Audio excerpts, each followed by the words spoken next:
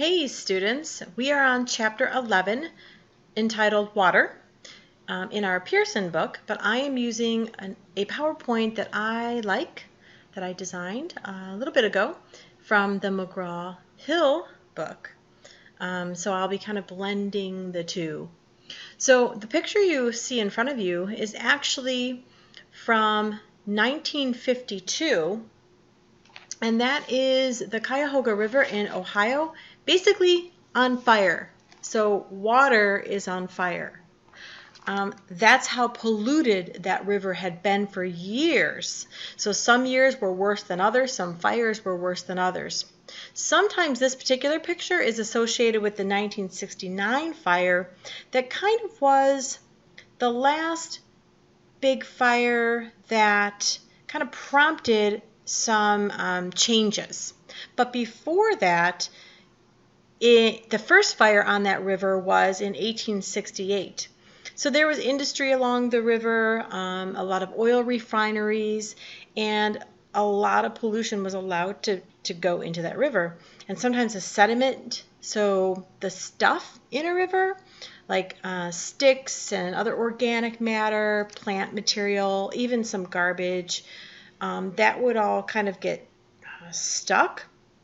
And so that stuff would get oily, and then maybe a spark from a train passing by or what have you, or somebody throws a cigarette in there, it would spark the water to be on fire. So this is a politician who actually understood that environmental problems are interconnected with urban problems. You can't separate the two. And oftentimes, we saw that in our ethics chapter, that oftentimes environmental problems are worse or bigger in areas that are maybe lower income, or just they don't have the time or the money or lobbyists to fight what is going on in their neighborhoods. So oftentimes maybe a landfill will be built there, or an incinerator, or just pollution that no one's taking care of. So to fix environmental problems is actually to alleviate the problems in a lot of urban areas especially. But yeah, this is the guy talking through this video. I think I have the link on the last page for this video. But this is Carl Stokes, the first African-American mayor, so that's pretty cool. This is back in 1969. So it said the day after the fire, he basically took the press on a pollution tour of the area. He really wanted some changes to take place. And from these things, from all these, when people started to see pollution and to smell it, and literally fires on water, then they were more inclined to support regulations and government decisions about cleaning up our air and our water, etc. So then the Water Act would come along, prompted by that. So pretty cool. Unfortunately, it takes like that to happen, for these terrible things to happen, before we really do something. We seem to be more of a reactive society rather than a proactive. So let's hope we get to the proactive part. So here's our outline. So yeah, we're going to look at point, non-point sources of pollution and water quality, surface water compared to groundwater, and even ocean water. And here's a Clean Water Act in 1972. So not very long after that last big fire. So what happened with that was the oil refineries, the last oil refinery left that area at about that time anyway, and that was a big change in cleaning up that river. And today the river actually is very clean. There's a lot of recreation that goes on in that river because it's not so toxic and poisonous. So there are definitely changes that can be made, and rules and regulations that make sense and that can be put in place so we can clean up these areas. So that's the good news.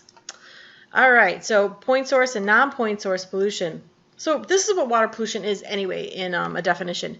Any physical, biological, or chemical change in water quality that adversely affects living organisms or makes water unsuitable for desired uses that can be considered. Okay, that's what pollution is. Really any pollution, air or water, soil pollution. It's when there's a change that impacts something negatively, right? All right. So point source. So basically you can point to the source. That company polluted, or that oil, I can see it going right into the water. That's a point source pollution. And then there's non-point source, where you're like, I don't know where it came from. So that would be like, let's say there's farms and golf courses and people, residents who use fertilizer, and there's a bunch of fertilizer in the water. Well, you're like, I can't point to one source. It's a little bit of everything from everywhere. So that's non-point source pollution. This is kind of interesting. Maybe you never thought of that. Water pollution can actually come from the air as well. So you have pollution going up in the air, and when it rains down, right, or sleet or snow, any precipitation or atmospheric deposition, that's fancy wording, that brings that pollution down and puts it in that part of the water cycle. So you remember the water cycle, when you have transpiration and evaporation and the water cycling around from the ground to the air, through plants, through organisms like us, that's that water cycle. Whoa! 600,000 kilograms of the herbicide atrazine in the Great Lakes, and this stat is a little old, so could be more. Atrazine can actually cause some big problems, hormonal problems.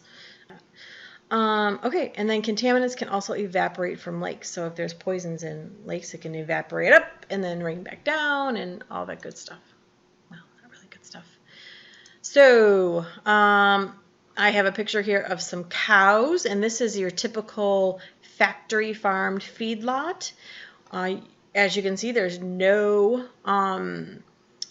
good grass for them to eat, right? These are not grass-fed cows, obviously.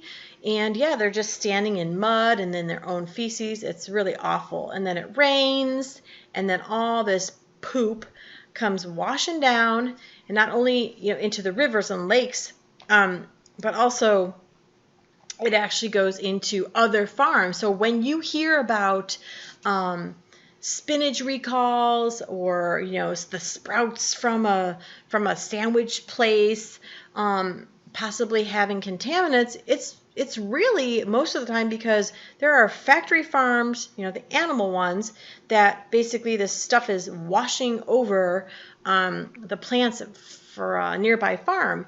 It's super unfair.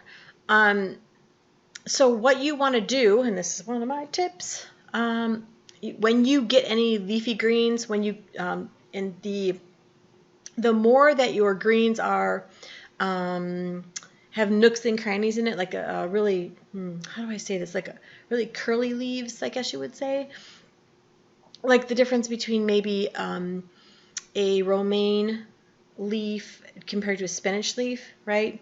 But you really have to wash those, especially the ones that can hide a little bit more of the pathogens. So a pathogen is a disease-causing microbe. There are billions of different microbes. So something that you can't see with the naked eye. You have to have a microscope. But not all of them are bad for us. Only a few thousand are actually bad for us to have. And it really depends on what part of our body we have them in too. So a pathogen basically from feces, one of those is E. coli. So we all have E. coli. Let me see what any other words. We all have E. coli in our bodies, in our colon. So that E. coli was named after a man with the last name of Escherichia. So Escherichia coli is for colon. So Escherichia coli, E. coli. So we have that, but the problem is there are different strains of this bacteria. They don't do species when you're talking about bacteria. They say strains, different strains of bacteria. And these cows, so if you watch that part of Food Inc., it's actually by feeding these cows corn, a corn diet, they are not meant to eat corn. They're meant to eat the grasses, right? And we've developed corn from like, this kind of grass that it was into this product that we have today through breeding. But it's not a very nutritious plant, and they don't digest it very well in their 4 stomach chambers. So actually it has caused a particular acid resistant bacteria. Usually our stomachs have enough acid in there that it kills a lot of pathogens. But yeah, this one has evolved to, because of this diet that we have these factory farmed cows on, it survives it. To get drinking water here in the Chicagoland area, many neighborhoods are hooked up to Lake Michigan water. So it brings it from Lake Michigan and treats it again, right, using some chlorination to disinfect the water. So our water gets treated after it leaves our house, and it gets treated in a different way when it comes back into our homes. So a lot goes into that. So most of the pathogens are killed. Once in a while there'll be a event that you read about that actually some kind of pathogen got through that cleaning system and ended up in people's drinking water. Sometimes you'll see signs like this: too polluted to swim, so don't. So you probably know that the amount of oxygen in the water is something that scientists look at to determine the health of the water and the health of the organisms in the water. If you have enough water, and here it says greater than 6 parts per million, and we'll do a little experiment in another video to work with parts per million, parts per trillion, so you know what that means. But if you have it greater than 6 parts per million, then you're going to be able to support what it says here, desirable aquatic life, meaning a variety, right, of all the levels in a trophic system, in a food web, okay? But if you don't have a lot of oxygen, you're not going to be able to support the higher life forms. You're going to get what it says here, detritivores and decomposers. So those are your fungi and bacteria and worms and beetles, right? Things that are not very high on the trophic level. So 2 things there. You can test the amount of oxygen in the water and then make some guesses what could live there, or you can pull out some of the organisms in the water and then find out the health of the water that way, and you'll know that the oxygen is low or high in that water. So there are different ways that oxygen naturally gets into a system, and it says here like by diffusion and wind and waves, right? And if you have an aquarium at home, what do you use to help get some oxygen into that water, right? You have a little bubbler. If you see on certain ponds, they'll have a fountain in the middle. Yeah, that's for beauty, but it's really just to get that oxygen moving in the water so you don't have those ponds and lakes that just have, well, it'd be more in a pond, right, of that stagnant water and low oxygen, not many life forms, and a lot of algae growing there. So let's talk about that a little bit. So these are 2 tests that they actually perform at wastewater treatment plants and just in other scientific settings when they want to find out the health of the water. BOD, biochemical oxygen demand. So they can set aside some water that they get out of the pond or the lake or the ocean or wherever, put it aside, and then test the oxygen levels right when they get it, and then they can test the oxygen levels later. And here it says it's a 5-day test. There are probably different types of tests, different days. And then if the oxygen has been consumed a lot, they know that there are organisms in that water consuming that oxygen. So that's interesting. And then dissolved oxygen content, measure of dissolved oxygen in the water. So there's different tools that can easily do that. And then depends on pollution as well as volume, flow, temperature, river water. So the warmer water is, the less oxygen content typically in that water. You can really change organisms of a system by varying the depth of water, by varying the temperatures of water, which is sometimes associated with that depth, because if there's less water in a little creek or river or pond or what have you, then it's going to heat up faster, right? So there's all those elements that go into the health of water. And if you take a river and you streamline it, right? We've done that to some waterways, is rather than letting them meander, we streamline it, and then the water moves faster, so that's that velocity. So you're going to have different organisms in that type of water. It's all very interesting. So I just want to talk to you a little bit about this oxygen sag. So look here in this picture. You have rainwater washing from the neighborhoods or the farms or what have you. You see this metal here, this metal tunnel there. And so it's taken all that residential, rural, whatever, wherever that water is coming from, and going into this waterway, whether it's a pond or ocean or wherever. And what happens is that's all of our pollution from the things we do every day. So our car oils, our dog poop, candy wrappers. If it's going down a storm drain, it's going to make it into a waterway. Our storm water, where we are out here in the suburbs and most places, the storm water does not get cleaned at the wastewater treatment plant. It goes right from the drain that you see in the street, right? The storm drain. And anything you see going down there, the organic matter like leaves and sticks, dog poop, like I said, any of the feces from the animals in the area, all going down that storm drain into this waterway. Well, that's going to have this influx of pollution right here. And so, since there's so much pollution there, and a lot of it is fertilizer, like dog stuff would be fertilizer, right? Dog poop, or just actual fertilizer, nitrogens, phosphorus, phosphates, that's going to come from your farms and golf courses and all of that. It's going to end up here. Well, if it's a lot of that fertilizer, it's going to actually cause a lot of things to grow. The algae grows, organisms start to break down that algae. So your microorganisms are going to start breaking that, decomposing that algae, and they use oxygen. So too much algae supports too many of those microorganisms, and then they use up all the oxygen in that area. And then you have all these other creatures not able to live in these areas with all that depleted oxygen. So that has another name to it. Eutrophication. So there's natural eutrophication, right? When nutrients move down a river or nutrients wash in, like if there were no humans around, that still would happen. Nutrients from the area would move around and be present. And that's sometimes a very good thing because you need some nutrients.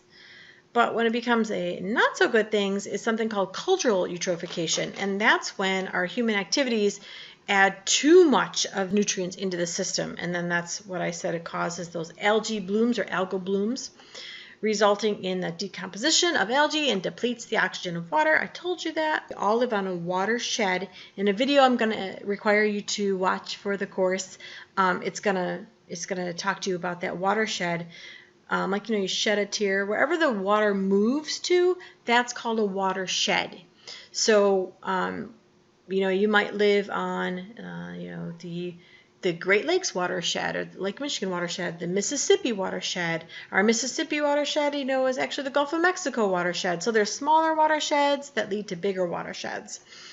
And so, yeah, in the farming months, there's going to be more nutrients, more fertilizers washing down into that water, causing bigger dead zones. These blooms basically, they are caused naturally, but they can cause a real problem. It says caused by algae, naturally occurring, may cause eye or skin irritation, may cause coughing or sneezing. If you have a respiratory condition such as asthma, avoid the beach during red tide. Do not harvest or eat shellfish or mollusks, right? Because those are creatures that do a lot of filtering of water and taking all that stuff. So sometimes you'll see this warning at a beach. So this particular species is toxic. This is the clip you're going to be watching after the storm, it's called. It was put out by the Weather Channel a while ago. And here's just a picture of the actual dead zone. As you can see, that it's pretty lifeless. The guy's finger's pointing to that. And then, oh no, my battery's running low. No. Anyway, good times. And there's some pictures of the red tide. Kind of cool looking, kind of scary looking, but yeah, that's not so good to swim in. Okay, I feel like I'm running out of time.